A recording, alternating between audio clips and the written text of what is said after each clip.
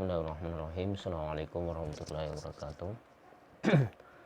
Alhamdulillah rabbil alamin. Wassalatu wassalamu ala rasulil amin wa ba'd.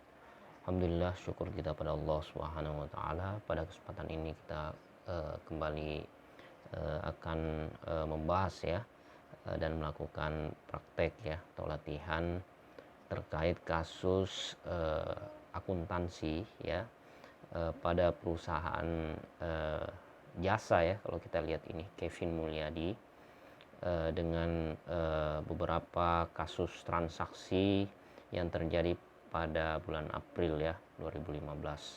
Nanti kita akan mencoba untuk mencatatnya dalam kolom jurnal umum. Silahkan Anda buat kolomnya terlebih dahulu, kemudian kita sama-sama ya melakukan latihan dan praktek mencatat transaksi atau kasus perusahaan Kevin Wahyudi.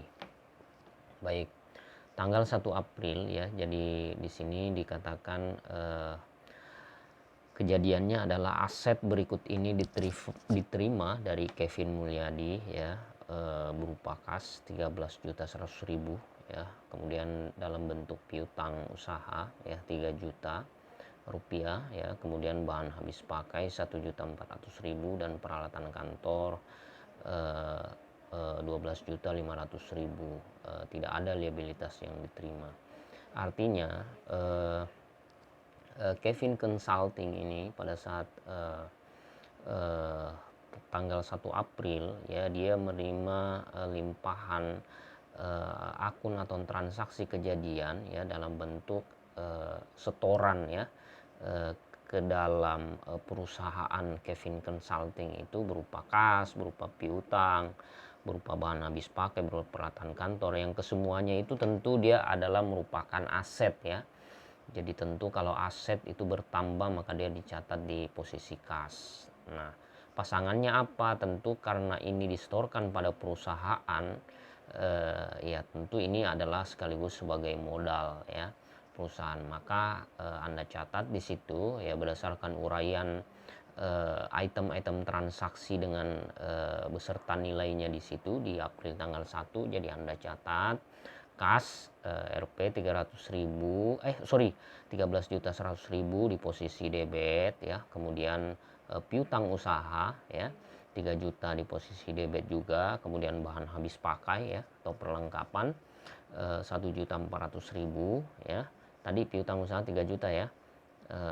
Kemudian peralatan kantor ya semuanya di posisi debit 12.500.000 ya. Kemudian di posisi kredit adalah modal ya. Anda tinggal total saja itu berapa jumlahnya kas, berapa jumlahnya piutang usaha, berapa bahan habis pakai, berapa peralatan kantor. Nanti jadi nilainya seimbang ya. Nah, selanjutnya April tanggal 1 berikutnya, artinya 2 kejadian transaksi, membayar sewa 3 bulan sesuai kontrak sewa senilai 4.800.000. Jadi beban sewa ya, sewa dibayar di muka ya, sewa dibayar di muka pada kas ya, karena Anda mengeluarkan kas untuk membayar sewa tersebut ya, 4.800.000. Tanggal 2 April ya, membayar premi asuransi kejadian kebakaran untuk properti ya sebesar 1.800.000. Ya, premi asuransi dibayar di muka ya pada kas ya, karena membayar premi itu dalam bentuk tunai. Sama tadi tanggal 1 April itu untuk tanggal 2 April ini. Selanjutnya tanggal 4 menerima kas dari klien sebagai pembayaran di muka ya untuk jasa yang akan disediakan dan dicatat sebagai pendapatan diterima di muka. Jadi menerima kas ya, berarti kas dicatat di posisi debit 5 juta rupiah ya. Kemudian di posisi kredit ya, pendapatan jasa ya, saldo normalnya adalah jika dia bertambah maka dia dicatat di posisi kredit ya 5 juta rupiah ya. Kas debit 5 juta rupiah, kemudian pendapatan diterima di muka ya 5 juta rupiah posisi kredit. Tanggal 5 membeli tambahan peralatan kantor secara kredit dari CV Office Station ya 2 juta rupiah. 2 juta rupiah ya membeli tambahan peralatan kantor secara kredit. Keterangan kredit itu berarti tidak ada pengeluaran uang ya. Ya berarti peralatan kantor sebagai aset tentu dicatat di sisi debit sebesar 2 juta, kemudian di sisi kreditnya dicatat adalah hutang ya sebesar 2 juta rupiah ya. Nanti kalau semua transaksi ingin diberikan keterangan lebih bagus lagi ya, jadi Anda tulis di situ ya hutang usaha ya CV Office ya. Jadi peralatan kantor pada utang usaha ya. Nah, masing-masing sebesar 2 juta ya.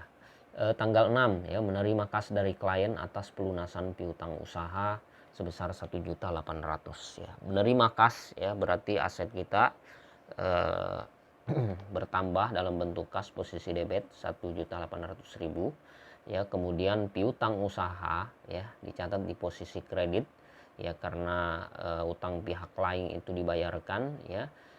Kita dalam posisi memberikan piutang, karena piutangnya dibayarkan berarti piutangnya berkurang, dicatat di posisi kredit ya sebesar 1.800.000. Kas pada piutang usaha sebesar 1.800.000 ya.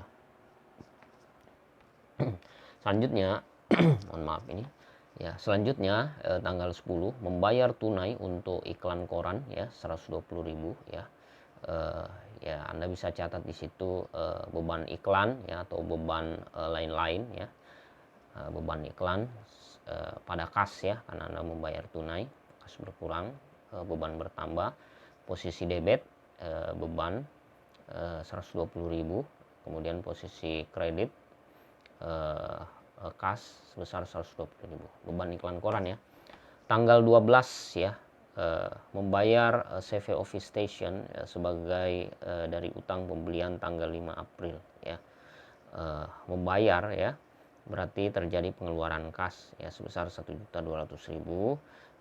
karena utangnya dibayarkan ya atas transaksi tanggal 5, berarti utang usaha ya, utang usaha posisi debit sebesar 1.200.000, kemudian kas posisi kredit 1.200.000 ya.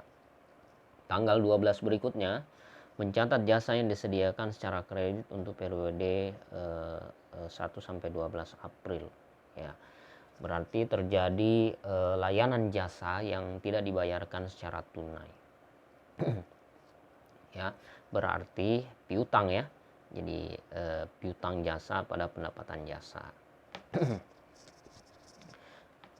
Jadi dicatat piutang posisi debit ya sebesar 4.200.000. Kemudian posisi kredit ya piutang usaha ya juga dicatat 4.200.000. Selanjutnya tanggal 14 membayar gaji 2 mingguan ya, resepsionis paruh waktu sebesar 750.000. Membayar ya, terjadi pengeluaran uang kas secara tunai ya. Untuk apa ya? Untuk gaji ya. Jadi beban gaji resepsionis pada kas ya. Beban gaji resepsionis debit 750.000.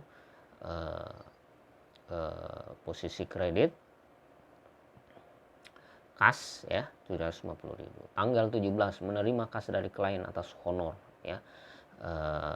Periode 1 sampai 16 April sebesar 6.250.000.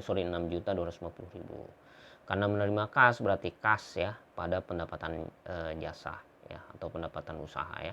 Pendapatan mohon maaf. Menerima kas posisi debit, kas ya, kas posisi debit.